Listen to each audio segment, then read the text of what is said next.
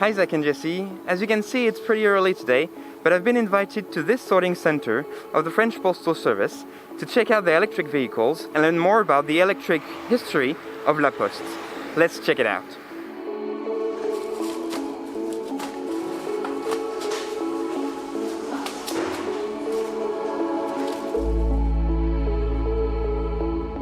When I arrived, everybody was already hard at work, sorting the mail of the day and getting ready for their delivery round. But soon I met Jérôme, who took me along with him for his daily routine, loading his electric bike with mail and getting his battery from the wall of chargers.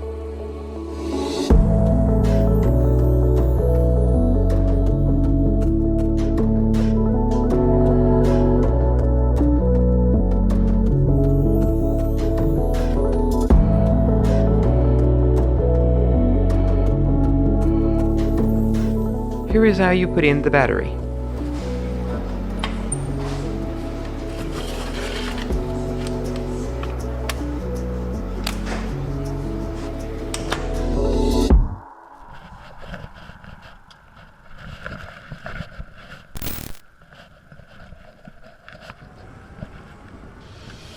La différence avec un vélo électrique, disons que nous pouvons aller plus vite sur la tournée et on peut transporter plus de charge avec le vélo. C'est une assistance électrique. Le moteur il fonctionne pendant toute la durée de la tournée. Ma tournée a fait 15 km. Tous les jours, après la tournée, la batterie elle est aussitôt retirée et ensuite réinstallée sur le chargeur. À vrai dire, sur ce vélo, je peux à la fois utiliser soit la manette ou soit utiliser les pédales. So, with such a small difference between the range of the bike and his round, I asked him if his bike had ever run out of battery. C'est déjà arrivé. Principalement au fil des années, on distribue des élections. Les élections, on doit s'arrêter à chaque maison pour tout distribuer. Et parfois, la batterie, des fois, elle n'a plus de charge. Elle n'a plus beaucoup de puissance et on sent que c'est bientôt la fin.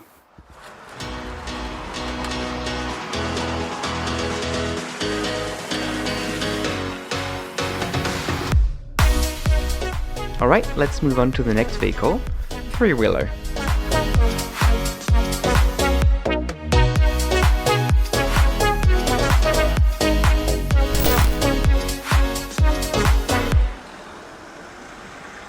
Oui, j'ai conduit autre chose qu'un Stabi. J'ai conduit aussi une voiture électrique de la Poste, un vélo électrique, et là je suis passé au Stabi. Comme je suis un peu des problèmes respiratoires, donc du coup on m'a toujours privilégié un moyen plus accessible pour moi. Je préfère le Stabi. Pourquoi le Stabi ? D'où son nom, plus stable, et on peut emporter toute notre charge de courrier.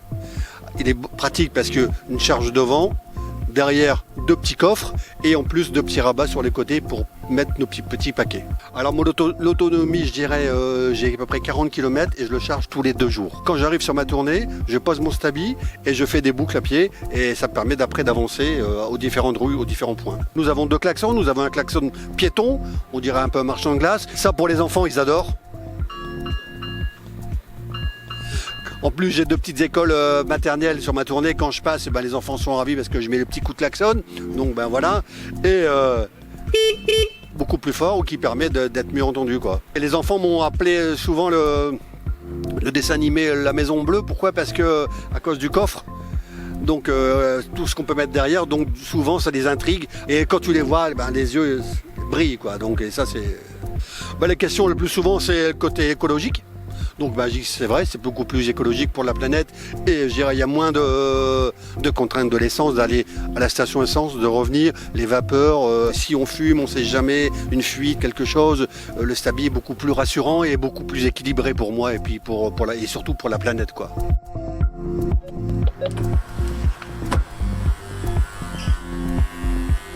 Bonjour docteur. Bonjour, vous allez bien ? Ça va et vous ? S'il vous plaît. Merci beaucoup. Excellente journée. Bonne journée. Au revoir, merci. Au revoir. Plusieurs de mes usagers qui me demandent ça serait pratique pour moi aller faire mes courses, pour moi faire quelque chose, pour moi aller faire au golf, toutes les petites choses comme ça. Parce que c'est le côté vraiment pratique, utilitaire et silencieux et écologique.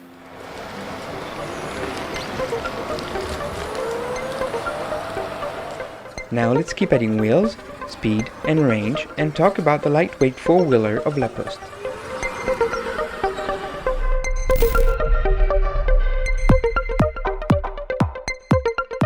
Ce véhicule est un quadéo, c'est un quad électrique de la Poste. À la différence d'un vélo électrique qui circule à vitesse de 25 km/h, ce véhicule-là peut circuler jusqu'à 50 km/h maximum. J'utilise ce véhicule parce que je l'utilise pour une autre tournée. Et cette tournée, elle est plus éloignée parce qu'il faut faire 5 km pour arriver jusqu'à la commune pour faire la tournée. Avec le quadéo, on l'utilise pour accéder à une rue. Aussitôt qu'on a stationné le quadéo, on fait une route principalement tout à pied. Après, l'avantage d'un quadéo, c'est qu'il sort par tous les temps. On a un toit. On est abrité pour la pluie, la neige, tout intempérie auquel on peut s'y attendre. Sur le contrôle du quadéo, on dispose d'un bouton appelé stockage. Alors le bouton de stockage, disons que c'est une manipulation assez particulière. Si par hasard le véhicule serait complètement déchargé, on aurait oublié de rebrancher la prise. Disons que ça peut créer un système de secours disons peut-être pour faire la tournée, c'est vraiment au minimum. Non, il n'y a pas de lecteur CD, il n'y a pas d'autoradio, mis à part le chant des oiseaux qu'on peut accepter. Not many people know that, but with bikes and stabbies, the postmen and women have to stop at specific points along their route to refill their vehicles with mail, dropped in bags locked in lockers at those locations by bigger vehicles. But not with the quadéo, because the quadéo can carry the full load of mail for the entire round of distribution. In fact, it can carry a lot more, and not just for La Poste, because all the vehicles that you've seen so far can also be purchased by other businesses. The e-bikes are made by TTN and sold as their e-cargo model, around 2,000 euros. The same goes for the Stabby and the Quadéo that are made by Ligier, starting at 12,000 euros for the Stabby and 15,000 euros for the Quadéo. So you may say this is all well and good, but what about their other vehicles, the bigger ones?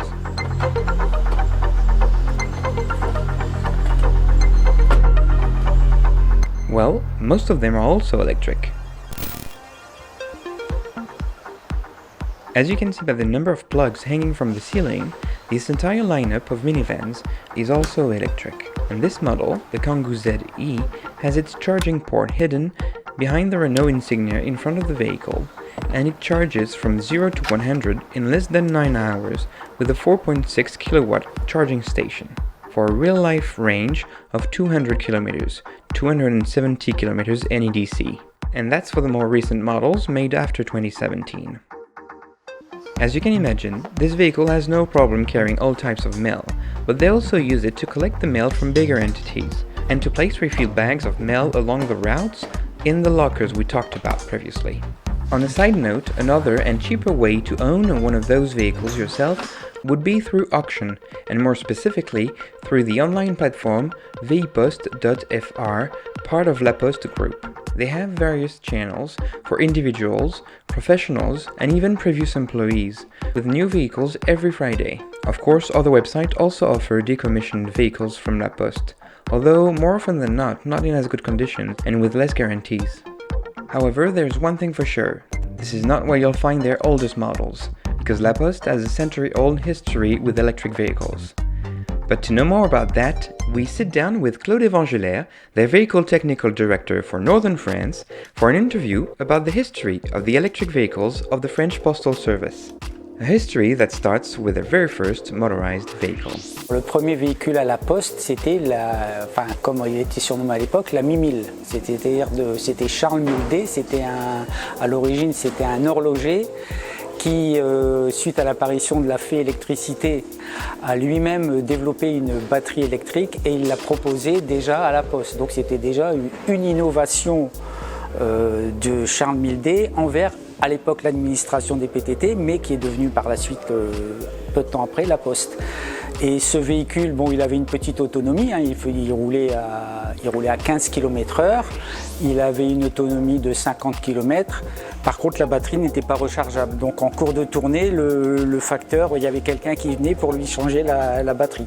Jusque même en 1904 ou 5 à peu près, la Poste avait déjà 12 véhicules qui étaient 12 véhicules électriques. Donc on peut dire qu'effectivement, l'ensemble de la flotte de la Poste était électrique. Les véhicules ne sont pas restés parce que, comme tu le sais, il y a eu Ford qui est arrivé avec son moteur à explosion et qui a bouleversé le marché. Donc la Poste, comme beaucoup d'entreprises à l'époque, est passée vers le tout thermique. And it stayed pretty much that way up until the 1940s and the introduction of the Peugeot VLV. Since then, La Poste has a special unit charged with keeping the national service up to date with the latest technologies. Depuis les années 70-80, quand il y a une innovation, on la propose à la Poste. Les constructeurs le proposent d'abord à la Poste parce que c'est la Poste qui est en pointe dans le secteur. La preuve, on a première flotte, on est déclaré première flotte électrique du monde devant la Deutsche Post, c'est pas rien quand même. En parlant que d'électrique, on a 39 000 véhicules. 39 000 véhicules électriques. Au niveau national, ça nous fait du 32%. Celle-là, ça tend à s'accélérer. On a pour l'instant, nous avons 7500 Kangoo Z2 à la Poste au niveau national.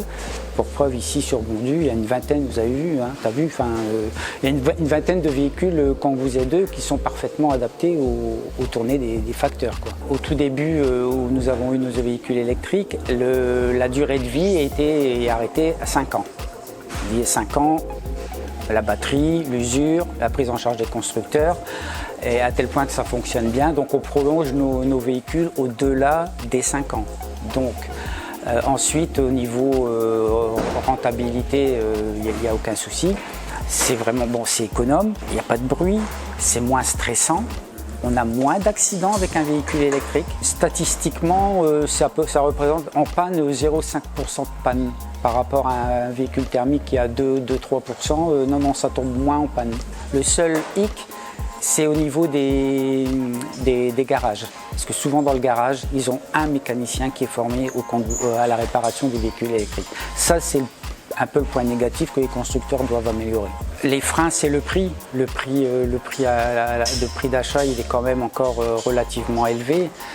Le 100% électrique, pour l'instant, c'est pas encore faisable parce que tous les véhicules électriques ne répondent pas, pour la Poste, à nos besoins, hein, pour faire nos tournées. Tout ce qui est au-dessus de véhicules qui sont au-dessus de 7 mètres cubes, il n'y a pas le parc véhicule électrique au niveau des constructeurs, c'est pas encore top, quoi. En dessous de 7 mètres cubes, pour la Poste, ça répond parfaitement à nos besoins.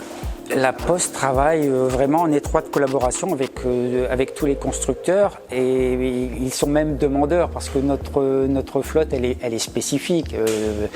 Un facteur, il ouvre combien de fois sa portière par jour, il conduit, il est en ville, il est à la campagne, il fait des grandes tournées. Donc la Poste est vraiment, on peut dire, partenaire avec les constructeurs. Tous les constructeurs, hein, donc c'est des appels d'offres, hein, donc c'est des appels d'offres européens, donc, mais tous les constructeurs sont les bienvenus, mais il faut admettre que pour nous, historiquement, on travaille beaucoup avec Renault, hein, pour le Kangoo Z2, la Zoé. Depuis qu'on a les Kangoo Z2, c'est 30 000 tonnes de CO2 en moins. Quand on supprime un véhicule thermique, c'est 3 tonnes de CO2 en moins. Vous voyez, comme c'est bien, et il y a même des clients qui se renseignent sur le Kangoo électrique. Donc vous voyez, le postier il fait le lien entre les uns et les autres. Les uns et les autres, c'est, vous voyez, le client, le facteur, le constructeur. Hein. To tell you the truth, we talked for about an hour about so much that it was hard to condense everything here. But as we ended this interview talking about their upcoming electric innovations, I figured they would deserve another video, perhaps once they are fully implemented. So anyway, I learned a lot, I hope you did too, and I think that's it for today. So it was JB reporting from northern France. Now you know. Hey everybody, thanks so much for watching Now You Know Clips. You can watch full episodes of Tesla Time News on Mondays and in-depths on Fridays. Just click the link down below to head over to the Now You Know channel.